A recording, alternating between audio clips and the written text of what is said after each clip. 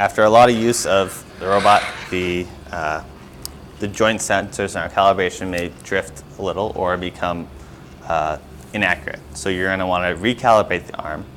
And we have there are two programs. There's the tear and then the calibrate.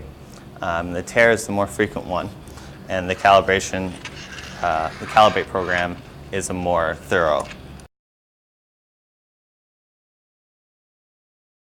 You may notice that you need to tear or calibrate, or that you have a poorly calibrated arm if when you put the arm in 0G mode, it starts pulling away from you, or it gets hard to fight and fights against you when you use the robot.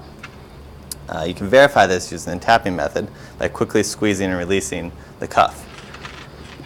By tapping, we take out the subconscious movement our arms may be adding. You can see that it pulls away when we tap it.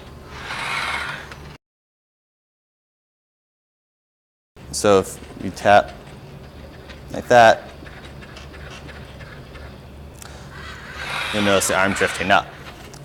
If it is primarily the S1 joint here, then you're going to want to run the tear program. And this will focus on the spring model for this spring, the gravity compensation. It'll also do the offsets of all the torque sensors. The calibrate program will go through all the joint sensors and modify the slope and offset of those models. Since we see when we tap the cuff, it drifts, it has bad calibration sensors. And you can see that it's not just the S1 joint, but it's all the joints. This is pretty significant here. So we probably want to run both calibrate and tear.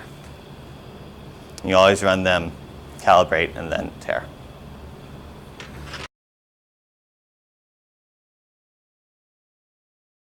The schedules that we have for how frequently you're going to want to run calibrate or tear are basically the manufacturing robot running all day, all the time.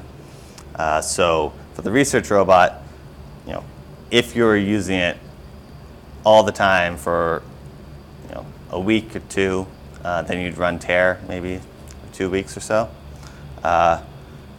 and you'd run calibrate less frequently for say every month and a half. But for average use of the research robot, it's not even going to be close to that frequently.